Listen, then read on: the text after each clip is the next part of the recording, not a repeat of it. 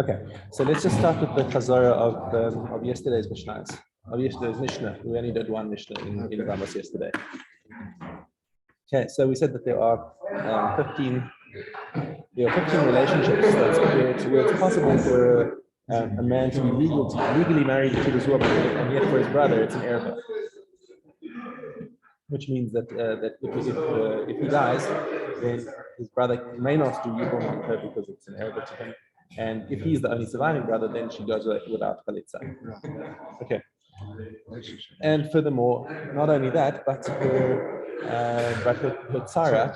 tzara is also pater, because once one of co-wives is pater, all the other co-wives are pater from this particular brother at least. What's tzara say him? Okay, so we're going to see those cases in the new Mishnah today. Okay. All right. So this is just listing. All right. So now it's just a listing of all of the relationships. Right? Nashim. There are 15. I'm going to turn off the blur because we keep fading in and out, and it's going to look a little weird on the video. Let's go back. No. Okay, that'll do it. Okay. The 15 women exempt their tzaras. The tzaras saying, and furthermore, the tzaras, which will happen if you have a chain reaction of brothers dying, and passing on, doing yibum and dying. Okay. Mina chalitza, mina yibum. So there's no chalitza, no yibum for these women. Ad sof haolam, however many times this iteration carries on, it's never batal. Okay. Elohim, bito. Man can be married to his brother's daughter, that's legit, but of course the father can't. Ubas bito, and also granddaughter. It's technically possible. Eliezer? Hello? Okay, and you joining us?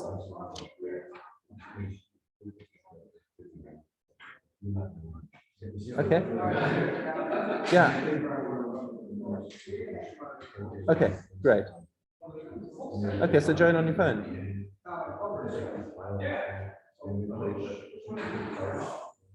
Okay, cool.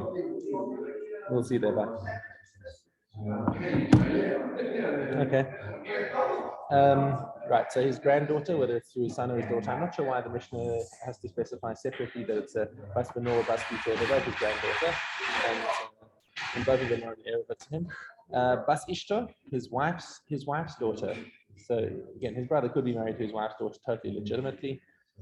Bas Benah, or her grandson, or her granddaughter to her son, her granddaughter to her daughter. Chamoso, his mother-in-law, and Chamoso, or his wife's grandmother.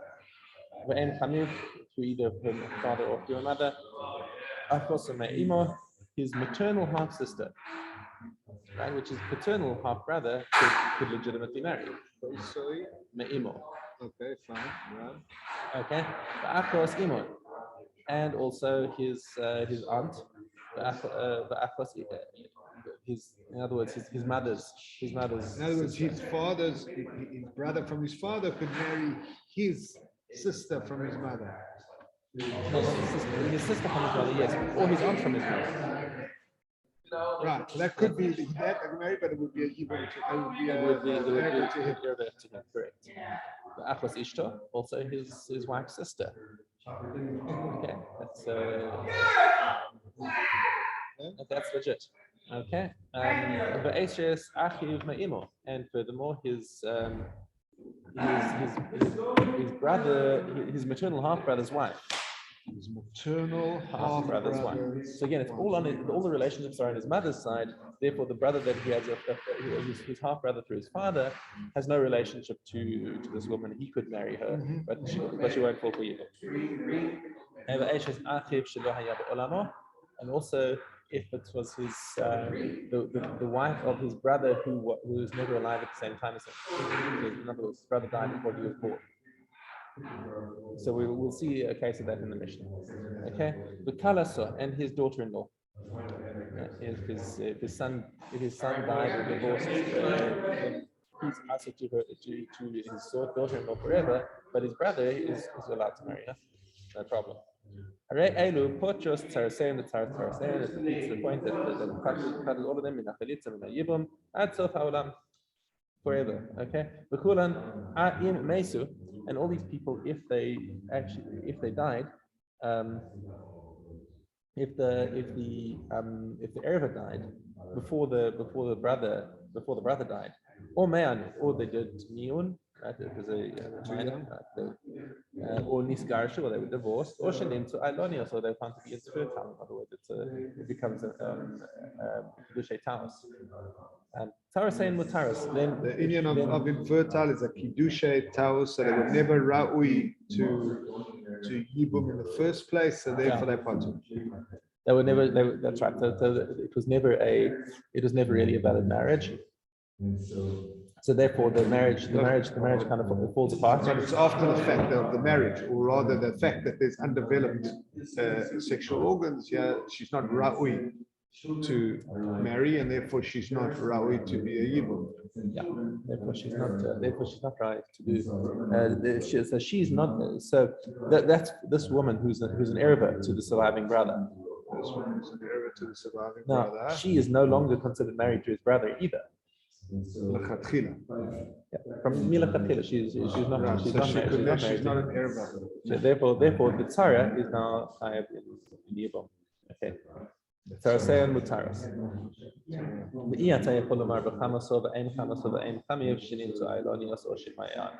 But that obviously doesn't apply to his mother-in-law. So even though, sorry, just 1 second. This one who was infertile. Is this Tarasein Mutaras going on the islanders or in all of the previous cases? All of those 4 cases: divorced, died, did miyun, or was found Ilonis. It's all the termination of the marriage. Termination of the marriage, and therefore the Tarasein are potter. They don't need chalitza. No. Therefore, the taras are higher than Yibum. Mutaros, meaning now they can. They're mutter for the surviving brother to marry because now there's no longer a taras erva. Okay. So because it's no longer a taras erva, they now have for Yibum. Okay. So now today's Mishnah. So how is it that this mechanism works, that they exempt their taras? Okay. So you have a situation where Reuben and Shimon are brothers. Eliezer? Hello?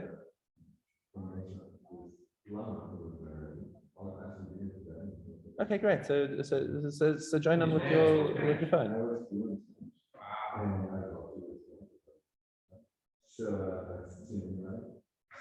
We're in Yevamos. We're actually just starting the new Mishna right now. Okay, cool. See you, man. Okay. So how is it that they exempt their tzaros? So you've got Reuven and Shimon are brothers, and Reuven has a daughter Hannah. Okay, and Hannah and Shimon marries Hannah, and Shimon is also married to another random woman called her Leah. Okay, so now Shimon dies, and okay, so that's a lo isha acheres. Okay, but Mace, and Shimon dies now. Yeshem should beat up a Torah. So now Reuven says, look, I can't marry Hannah, she's my daughter. Okay, but now Leah, who's completely unrelated, Reuven also can't marry. Okay, Yeshem should beat up a Torah, kach taras up a Torah. So now Leah is also off the hook.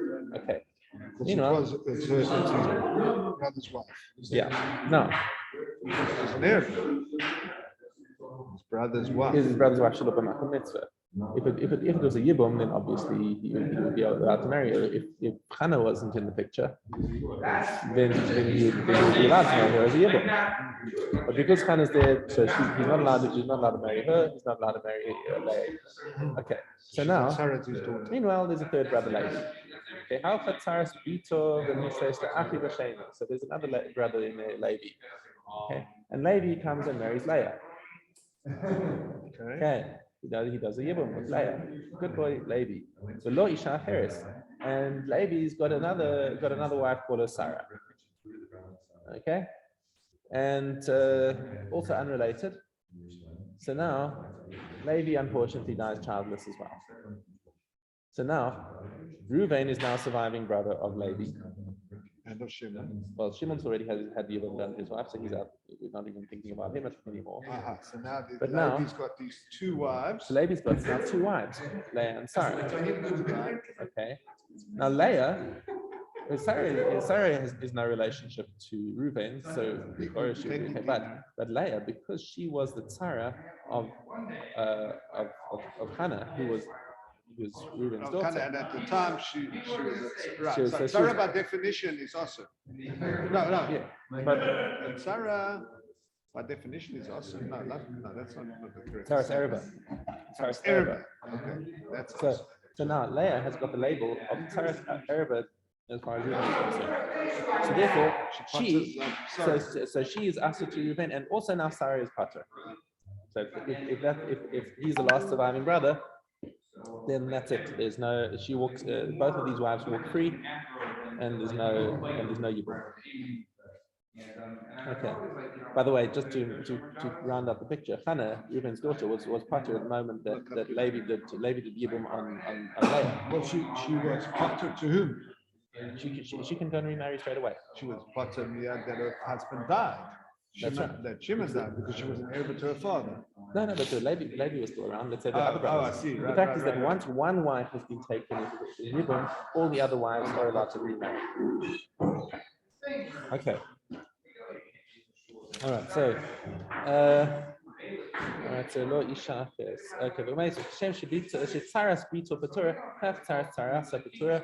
So now also the tzara of the tzara becomes patur. Afilu hey Maya. You've got 100 brothers, and this chain goes on, and they're not getting the picture that every guy who does Yibum is dying. So, okay, Ketzad. Now, what we had another clause in the previous Mishna, which said that if the Erva died, in the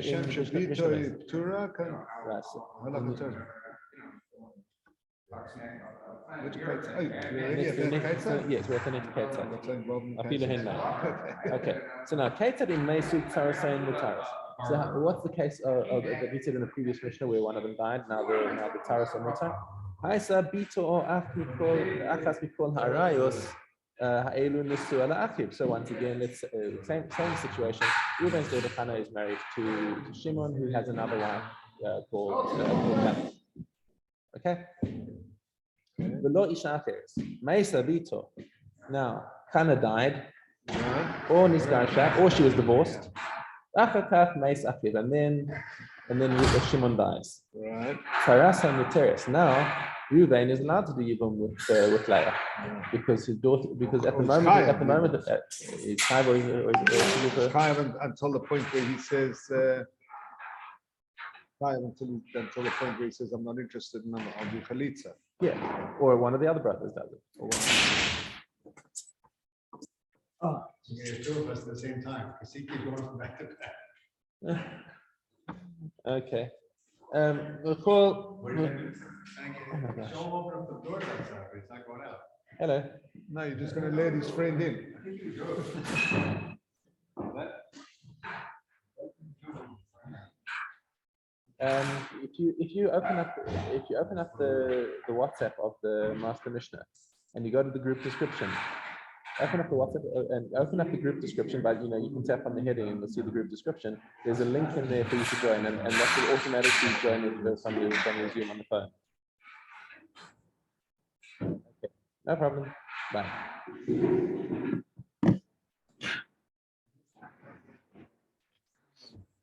Okay. And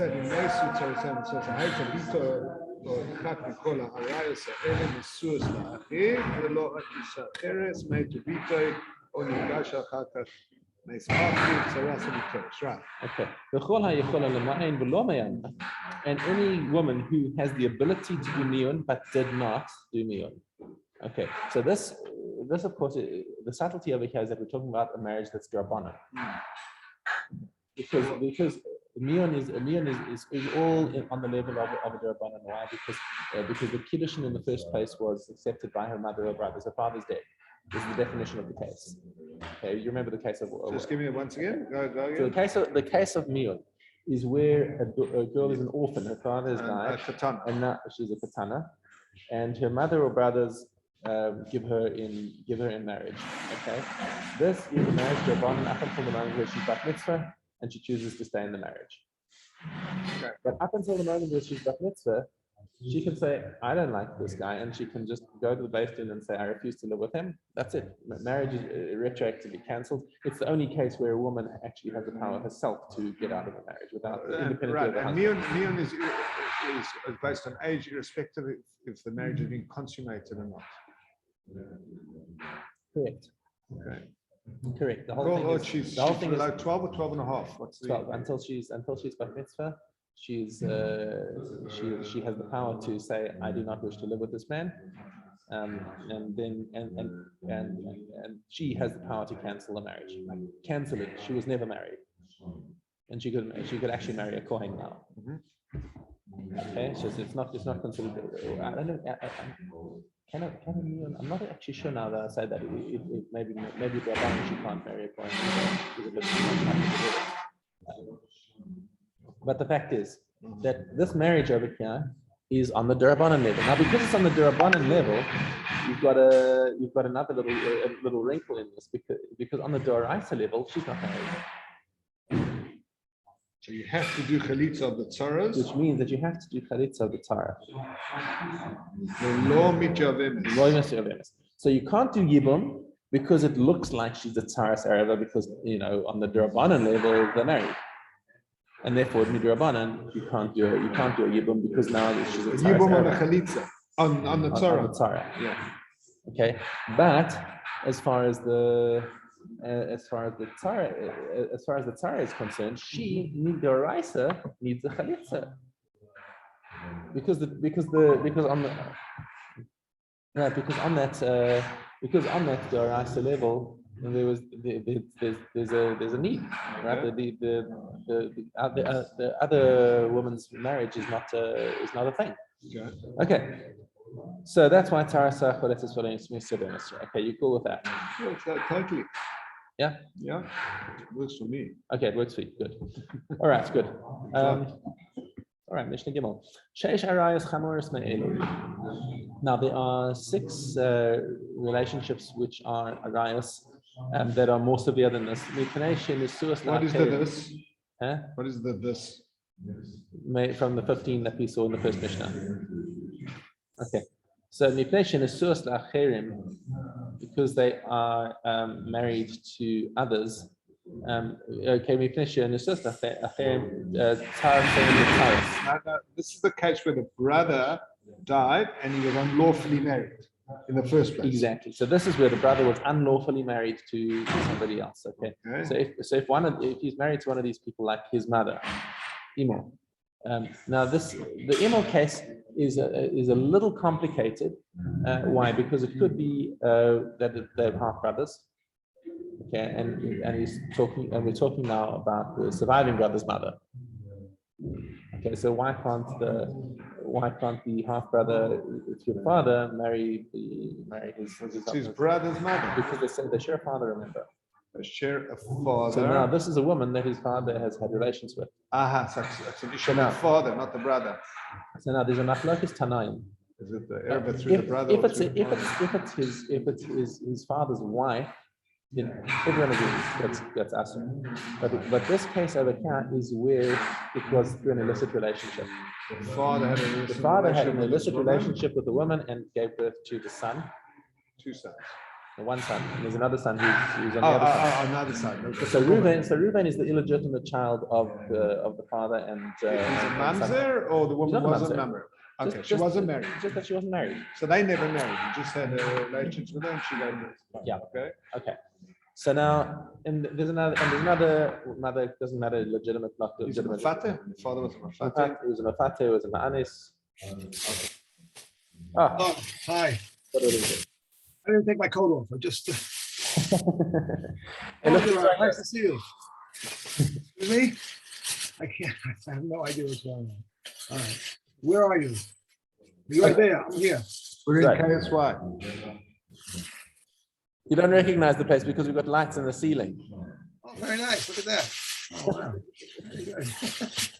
I recognize here. Okay, so Someone has a spending. we just started Mishnah Gimel. We've done Mishnah base. We're now in Gimel, and we're And, talking about some relationships where the brother was illicitly married. So the first case is of his mother. So you got two brothers who are half brothers, right? Reuben and Shimon are half brothers with each other through their father. But Reuben's mother wasn't married to Reuben's father. There was no marriage. It was an extramarital affair, and now Reuben. So now this is the machlokes Tanaim, that the Tana of our Mishnah holds that a woman that Shimon's father once had relations with is always asa to Shimon. Okay. This is in Aleph Gimel? This is Aleph Gimel. Okay. It's 6 forbidden relations. Okay. Right. So now Shimon went and married this woman. Let's call this woman, I don't know, Rivka. Let's call this woman Rivka. Okay. Right. So she was never married to Shimon's father, but Shimon's father had relations with Rivka, and as a result gave birth to Reuben. Okay. So now Shimon went ahead and married Rivka, his half brother's mother. Okay. Now, according to the Tana of our Mishnah, this is an erva even to Shimon. Okay, and therefore Shimon should not have been allowed to. He's not allowed to be married to her. But through his father. Because of his father. Because his father once had relationships with this woman. Okay, and therefore, if Shimon now dies, his other wife Leah is pater from Yibum. Never mind, not pater. She's chayav in Yibum because the relationship between Reuven and Rivka, between Shimon and Rivka is aser. It's not a marriage. There's no marriage over there in Torah because it's an erva to him. So if the kiddushin is not why is that even a case? Sorry, I don't know who the brothers are here. We have to go in order of the Shvatim, otherwise I lose track. Okay, Reuven and Shimon, right, are brothers. But through their father, only through their father, Yaakov. Through their father Yaakov, and he had an illicit relationship with Rivka, and Shimon. And Shimon is now married, and Shimon is now married in inverted commas to Rivka, who is Reuben's mother. So why should it now? Reuben dies. Shimon dies. Why would the fact that he was married to Reuben's mother potter Reuben from now Shimon's wife? So now Shimon's got two wives. He's got Rivka and he's got another wife, Hannah. Right. Okay.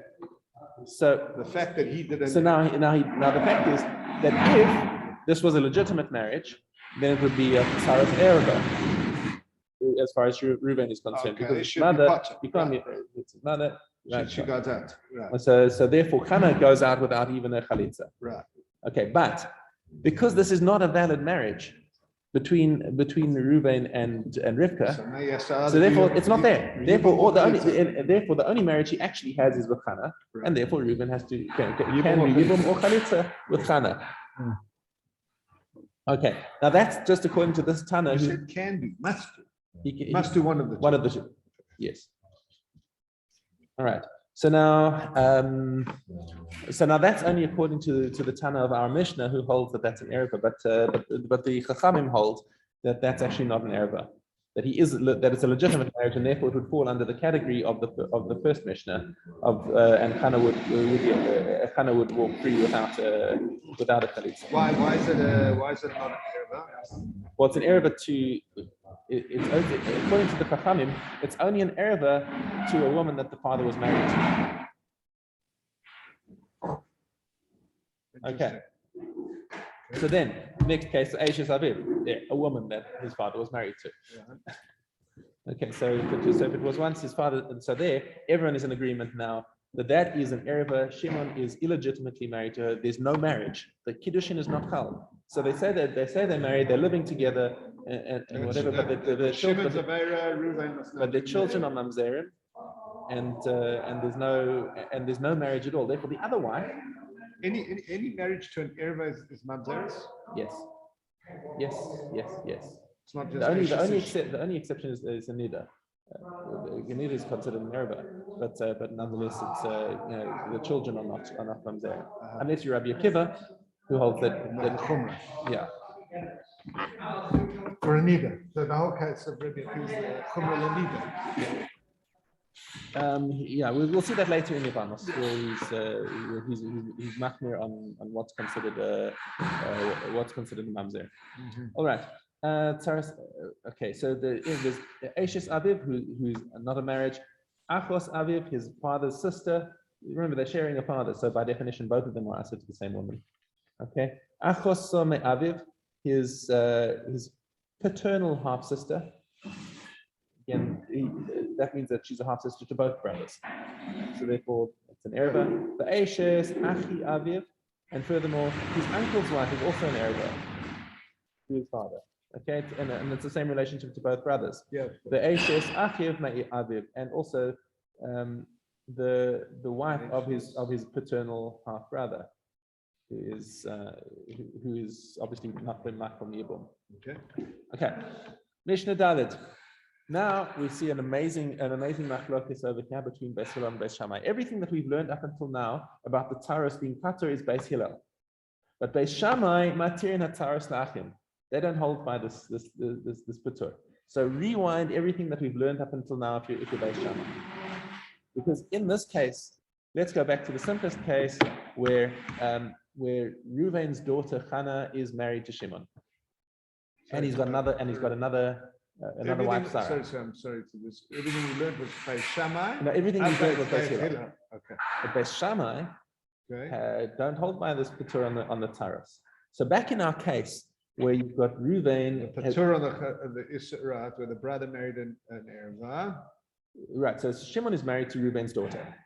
Oh, we're going back to the first case. Back to the first case. Right back to the first case. Right. Reuven's got two wives. Simon's got two wives. One is Reuven's daughter Chana. The other is an unrelated woman, Sarah.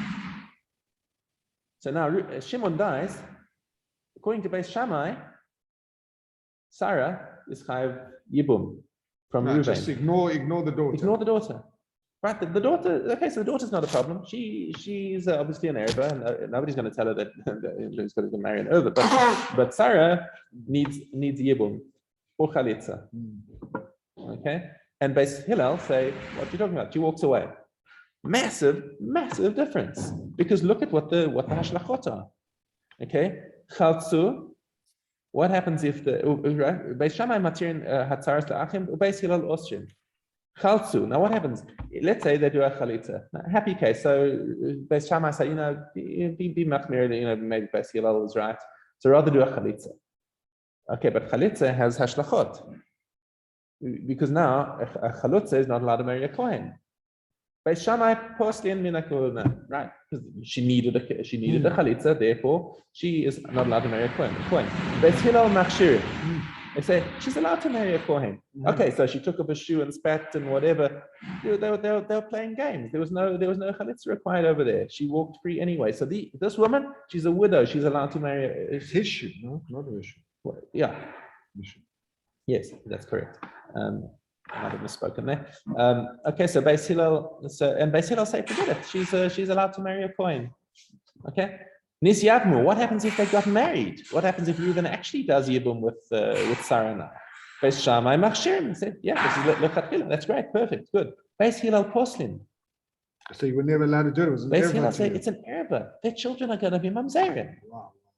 This is a major machlokes. Major machlokes. Okay, and what's going to blow your mind even further?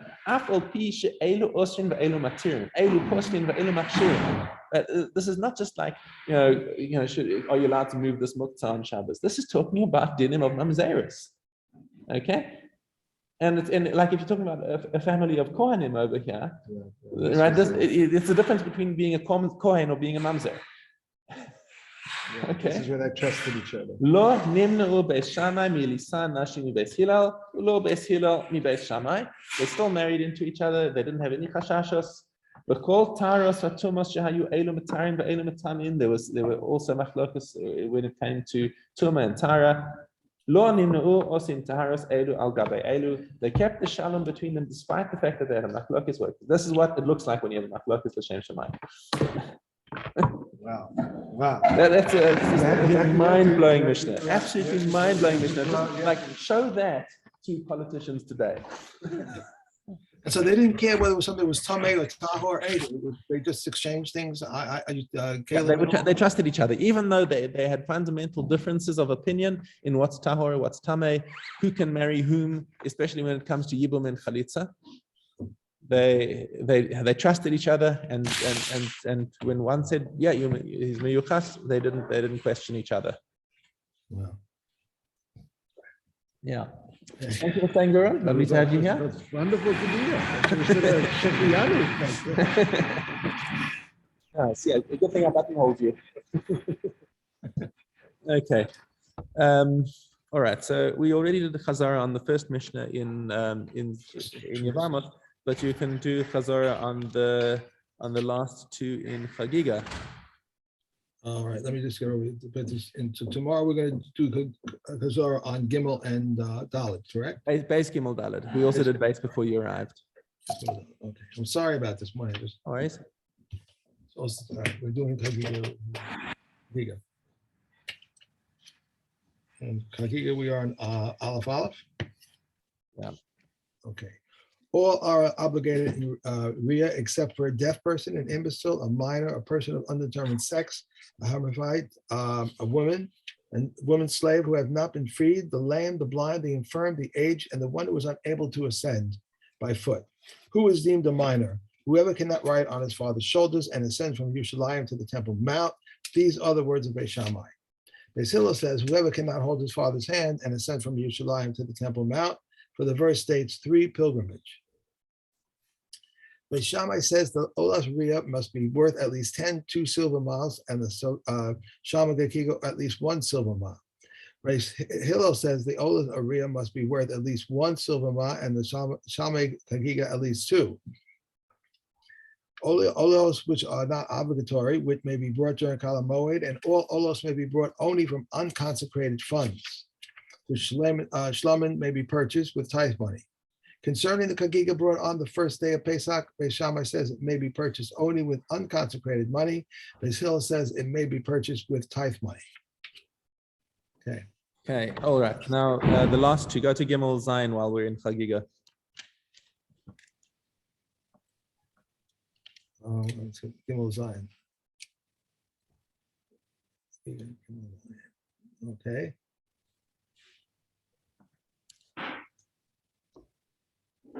Those are the last 2 we have. Right. Okay. If one opens his hands or barrel, or opens his barrel, or begins using his dough for festival needs, Rabbi Yehuda says he may finish selling after the festival. The Chachamim say he may not finish. And once the festival is over, they would remove everything to facilitate the cleansing of the temple courtyard. If the day of the festival is Friday, they would not remove the vessels in deference to the honor of Shabbos. Rabbi Yehuda says not even if the day after the festival was Thursday, because they Kohanim were not free. How did they go about removing everything for the cleansing of the temple courtyard? They immersed the vessels that were in the temple. After they had said to them, be careful not to touch the table, the menorah, lest you contaminate it. All the vessels that were used in the temple had second and third replacement sets, so that if the first ones became contaminated, they would bring the second one to replace them. All the vessels that were used in the temple require immersion except for the golden altar and the copper altar, because they are like earth. These are the words of Rabbi Eliezer, and the Chachamim say because they are plated. Okay. So we are finished with Moed Katan and Chagiga. Correct? Yep. Okay. Okay. It's over here. Okay. Well, I mean, Chagiga, we're still doing Chazaras in Chagiga. Mhm. We're still doing Chazaras in Chagiga tomorrow. Okay. Tainus out of base.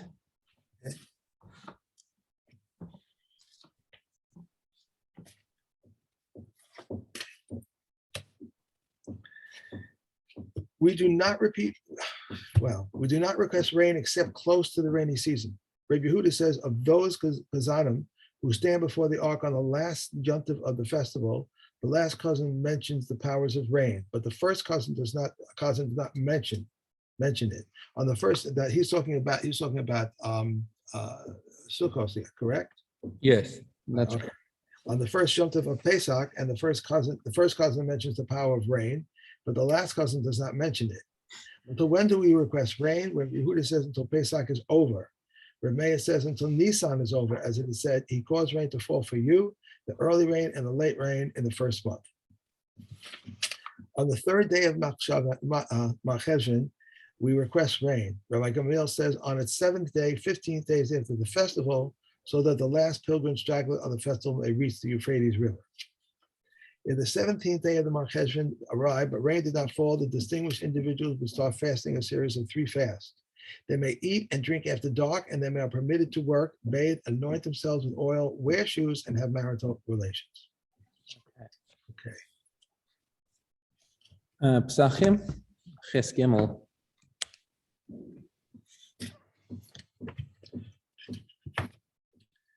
If one says to his sons, I will slaughter the Pesach for the first among you to reach Yerushalayim, then as soon as the first one has put his head and the greater part of his body inside, he has acquired his portion, and he acquires his brother's portions for them. We may always be registered for it as long as there is at least an olive volume in each one. They may be registered or withdrawn from it until it is slaughtered. And Reb Shimon says until the blood is thrown for it. If one registers others upon his portion, then the members of the company are permitted to give him his portion, and he eats his and theirs and eats theirs. And they eat theirs. A Zav who experienced 2 discharges, they may slaughter on his behalf on the 7th day. If he experienced 3, they may slaughter on his behalf on his 8th day. The woman who observes the day against the day, they may slaughter on her behalf on her 2nd day. And if she experienced discharges for 2 days, they may slaughter on her behalf on the 3rd day. And the Zava, they may slaughter on her half on the 8th day. And Onan and what? No, that's it. We're done 3. All right. Okay. Kilayim. Okay, here we are. 3. Okay. I'm sorry? Kilayim Ches Gimel. Oh. Okay, you said something else. Okay. A perforated plant pot renders forbidden in a vineyard. I'm sorry, you said Chet. I'm sorry. Ches Gimel. Oh, it flipped back. He who drives receives 40. Right, this is where you've got a mixture of animals attached to the carriage, right? So it's us to drive with him. Now, who's chayav on it? He who drives receives 40, and he who sits in the wagon receives 40. But Meir exempts, and the third, which is tied to the straps, is forbidden. Now, when he says Meir exempts, he's talking about exempting the person who's sitting in the wagon. Yes. Right. Okay. Because it's I think Rabbi Meir's shita over here. Let's just take a look at the commentary of this. He exempts because sitting in the wagon doesn't cause the animal to advance. By the way, it can't just be that he's sitting passively, because in order to be chayav, you've got to actually have an action. You've got to do something. You can't just be sitting and right. It's got to be have a maaseh. So what happens is he sits down, and by placing his weight on the carriage, the animal feels, okay, the human has sat down, let's go. So the sitting down itself is an active signal. Right. Where Rabbi Meir says, that's not really such a signal. But the halacha doesn't follow him there. Right. Okay. A horse may not be tied to the sides of a wagon or to the back of a wagon, nor may Libyan donkeys be tied to camels. Rabbi Yehuda says all offspring of a horse, though sired by a donkey, are allowed with one another. And all offspring of a donkey, though sired by a horse, are likewise allowed with one another. However, the offspring of a horse are forbidden with the offspring of a donkey. Right, so it's not a symmetrical thing and say, okay, so you've got one parent is a horse, one parent is a donkey, so they're allowed to be harnessed together or whatever together. No, they're separate species. Okay, they're considered separate species as far as kilayim is concerned. Okay. Are forbidden, but the ramak is permitted. Wild men like creatures are wild animals. And Rav Yossi says they convey tent uncleanliness as does a human being. The hedgehog and the weasel of the bushes are wild animals, and the weasel of the bushes, when Yossi says that Beit Shammai say, an olive's bulk conveys uncleanliness by carrying, and a lentil's bulk by contact. Okay. All right. Kalim. Very good tests.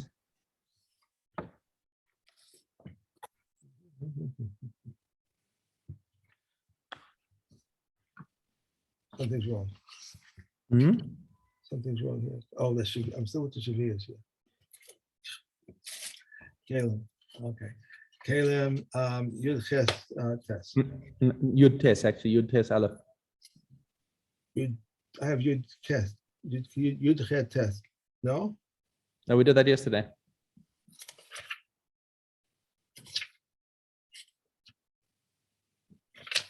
So it's Yud Tes Aleph. I have to. Yeah, Yud test Aleph. I'm sorry. One who dissembles a bed in order to immerse it, and one who touches its ropes, a tahor. At what point is the rope considered connected to the bed? From when 3 bottom are woven into the bed. And one who touches the rope from the knot and inward is tameh. If he touches the rope from the knot and outward, he is tahor. Regarding the strands of the knot, one who touches the part necessary for the knot is tameh. And how much of the strand is necessary for the knot? Rabbi Yehuda says 3 finger widths. Until 5 handbreadths is tahor. From 5 until 10 handbreadths. Yeah, turn. From 5 until 10 handbreadths, it is tameh. From 10 handbreadths and beyond, it's tahor. For with this rope, they would tie the Pesach offering to the beds, and they would lower the beds. The part of the mizran that extends from the bed is susceptible to tumah, whatever its length may be. These are the words of Reb Meir. Reb Yossi says only until 10 handbreadths, and the minimum length of the remnants of the mizran is 7 handbreadths, which is sufficient to make a flap for a donkey. Yeah. Okay. Sanhedrin. Yud Vav.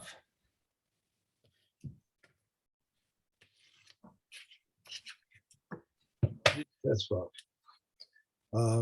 You shall surely smite a donkey train or camel caravan which passes from place to place, saves it. No. I'm wrong? Are you in Yud Vav? Or you jumped? Good hey Vav. No, not Yud. Wait, which Masechta you're in? Sanhedrin? Sanhedrin. Okay. Perek Yud Mishna Vav. I had them in the bag yesterday. They all fell out. So I tried to remember where everything was. Yud Vav? Yes. Shneimar ve'es kol shalala tikbot el tok rechava. Something's wrong there. Yud Vav.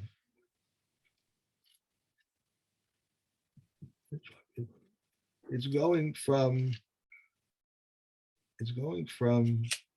Maybe your Mishnahs are broken differently.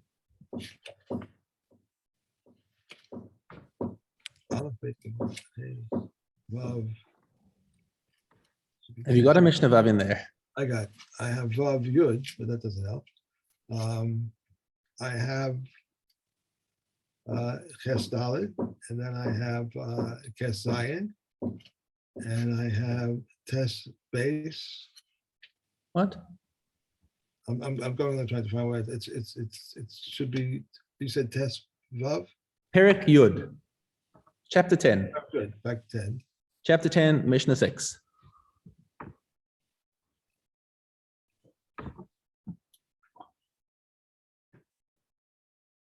Okay. Don't worry. You don't have to explain. It's okay. I say Yud Head hyphen Vav. So I'm saying Yud Head. So 5 and 6 are on the same page. So, all right. I'm sorry. As it is stated, in all its seeds, all its spoils, you shall gather into a plaza. If it has no plaza, then make one. Its plaza and holy scriptures must be buried completely to Hashem your guard, said Red Shimon. The Holy One, blessed is he, said, if you will carry out the judgment of an apostate town, it is if you will bring a burnt offering before me. And it shall be a mound forever, and it shall not be rebuilt at all. It may not even be made into gardens or orchards. These are the words of Rabbi Yossi Hagili.